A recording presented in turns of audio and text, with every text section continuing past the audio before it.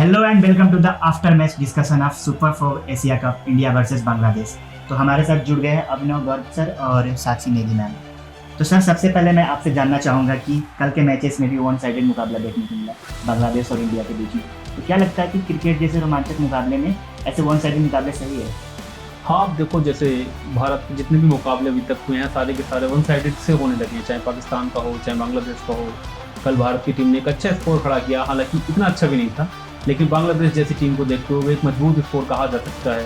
और उनकी पूरी टीम हमारे बड़े स्कोर के सामने, जो कि 168 का था, 127 पे ढेर हो गई और 40 रन की बड़ी जीत हमने हासिल की। और T20 में 40 रन की जो जीत है वो एक बड़ी जीत मानी जाती है। इवन वनडे में भी T20 के मुकाबले जो जीत है 40 रन की, वो एक बड़ी जीत मानी जाती है। तो महामुकाबले जैसे तो मुकाबले में नहीं बचे और रोमांचक भी नहीं बचे, क्योंकि एक तरफा जीत होती जा रही है। तो दर्शकों का जो रोमांच है मैच देखने का, वो थोड़ा कम होता जा रहा है।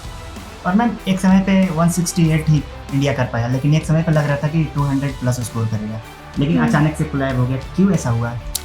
एक्चुअली इसका जो श्रेय है मैं मिडिल ऑर्डर को देना चाहूँगी।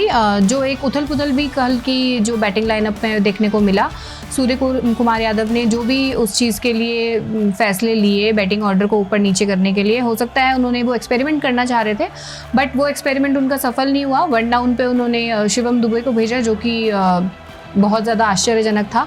बट शायद उन्होंने इसलिए भेजा कि स्पिनर्स को वो खिलाना चाहते थे। स्पिनर्स उन्होंने लगा दिए थे, तो उन्हें लगा कि स्पिनर्स को वो अच्छे से टैकल कर लेंगे, बट वो कर नहीं पाए उस चीज़ को। तो एक्सपेरिमेंट एक तरीके से उनका फेल हो गया। तो उस चीज़ की वजह से आप कह सकते हैं कि जो हम सोच रहे थे कि वो 200 से पार कर देंगे, वो नहीं कर पाए। जैसे कि सर शुभम गिल का एक देख रहे हैं हम लोग कि अच्छा परफॉर्म नहीं कर पा रहे ओपन में आके, तो क्या कारण हो सकता है इसके पीछे? अभी देखिए, शुभम गिल अभी रिसेंटली ही टेस्ट सीरीज खेल के लौटे हैं और भी एक बहुत बड़े टेस्ट प्लेयर हैं, बढ़िया वनडे प्लेयर भी हैं। अचानक से उनका T20 में आना और उसमें अपने आप को ढालना, शायद मुझे लगता है कि वो अभी जो एक जॉनर है अपना और एक जो उनका टाइम एंड स्पेस बन गया है टेस्ट सीरीज़ का, शायद उससे बाहर नहीं आ पा रहे। हालांकि वो एक अच्छे खिलाड़ी हैं, मजबूत खिलाड़ी हैं, बहुत एग्रेसिव खेलते हैं, लेकिन कहीं ना कहीं अभी वो ना एक जो उनका जॉनरा बन गया था उसमें चले गए हैं। शायद वापस आने में दिक्कतें हो रही हैं।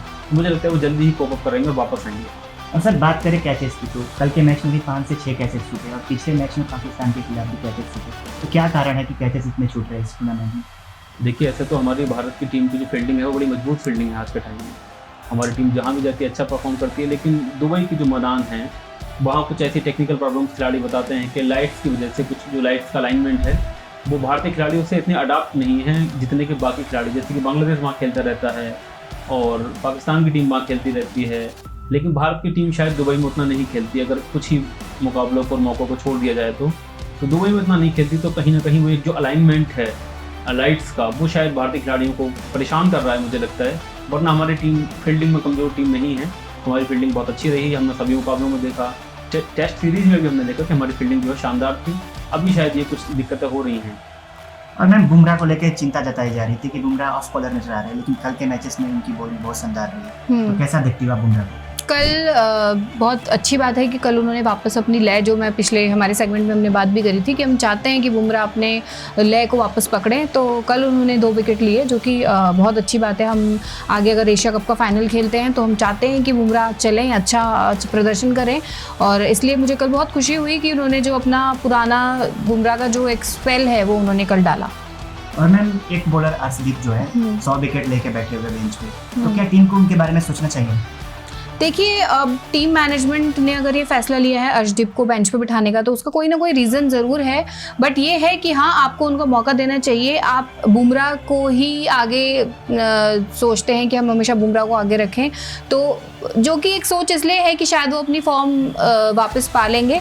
लेकिन जो खिलाड़ी बेंच पे बैठा है 100 विकेट लेने के बावजूद भी, उसका कहीं ना कहीं जो उसका कॉन्फिडेंस लेवल है वो नीचे चला जाता है। तो हम चाहते हैं कि अर्शदीप को भी मौका मिलना चाहिए मैचेस में। और मैम, बांग्लादेश को अनप्रेडिक्टेबल टीम भी होते हैं। 2007 में जैसे आपने देखा कि फर्स्ट राउंड में ही बांग्लादेश ने इंडिया को बाहर कर दिया था। तो बांग्लादेश की क्या खासियत है कि वो ऐसे अनप्रेडिक्टेबल टीम बन जाती है? देखिए, बांग्लादेश में एक तो जो आप ये बोल सकते हैं कि उनको एक मौके नहीं मिलते गेम बहुत खेलने के। जैसे आप बात करेंगे, इंडिया है, इंडिया बायलैटरल सीरीज़ खेलता है, ट्रायलैटरल सीरीज़ खेलता है, टेस्ट मैच की सीरीज़ चलते रहते हैं, पर बांग्लादेश को इतना मौका नहीं मिल पाता अच्छी टीम्स के साथ मुकाबला करने का। लेकिन वो एक अच्छी टीम है, जो कि हमने कई बार उस चीज़ को, जैसे आपने बताया कि कई बार हमने देखा है कि वो बहुत अनप्रिडिक्टेबल काम कर जाते हैं। तो ये चीज़ एक बहुत अच्छी है बांग्लादेश के बारे में, और वो एक अनप्रिडिक्टेबल टीम है। अगर उनको मौका दिया जाए, मुझे ऐसा लगता है कि वो आने वाले टाइम में एक बहुत अच्छी टीम बन के उभरेगी, अगर उनको आप उस तरीके का मौका दें खेलने का।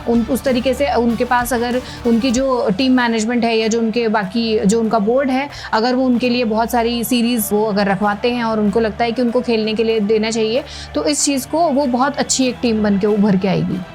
और मैम जाते जाते अगर हम अभिषेक शर्मा के बारे में बात नहीं करें तो गलत होगा। कल अभिषेक शर्मा एक अच्छी बैटिंग कर रहे थे, लेकिन अचानक से रन आउट हो जाता है, तो कितना आपके लिए डिसअपॉइंटिंग था? बहुत डिसअपॉइंटमेंट हुआ था, क्योंकि जो इतना अच्छा खेल रहा है, 75 का उनका स्कोर था और पिछले मैच में भी उन्होंने 74 मारे थे। उस टाइम पे वो जो आउट हुए थे वो एक कैच आउट था। बट जब रन आउट होते हैं तो हमें ज़्यादा बुरा लगता है, क्योंकि ऐसा लगता है कि शायद ये रन ना लिया होता तो वो बच जाते। तो कल वही हुआ, हालांकि इसमें कॉल उन्हीं की थी रन लेने की, बट सूर्य कुमार यादव पिच पर वो जो पहुँच गए थे, उसकी वजह से भी उन्हें काफ़ी नुकसान हुआ कि जो अभिषेक शर्मा आउट हो गए उस टाइम। सो ये एक दुखद स्थिति थी। हम चाहते थे कि उनकी कल सेंचुरी पूरी हो, जो कि नहीं हो पाई, बट होपफुली फाइनल में वो अपनी सेंचुरी पूरी करेंगे। सर, क्या जाते जाते आपकी उम्मीद है कि 28 तारीख को जीत के बाद फिर से हम लोग दर्शकों के सामने आएंगे? बिल्कुल आएंगे, और उसके बाद फिर हम एक अगेन एनालिसिस करेंगे और बताएंगे कि हम कैसे जीते।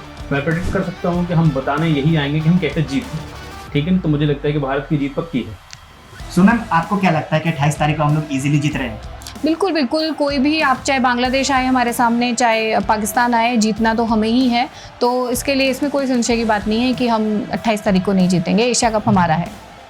तो आपने सुना सर और मैम को, जैसे मैम ने और सर ने प्रेडिक्ट किया कि 28 तारीख को हम लोग इजीली जीत रहे हैं। तो देखते हैं कि 28 तारीख को कौन जीतता है फाइनल। अभी के लिए फिलहाल इतना ही। मैम और सर, धन्यवाद हमसे जुड़ने के लिए। मैं रोहित दुबे, कैमरा पर्सन वेद के साथ। आप देखते रहिए टाइम्स ऑफ उत्तरांचल। धन्यवाद।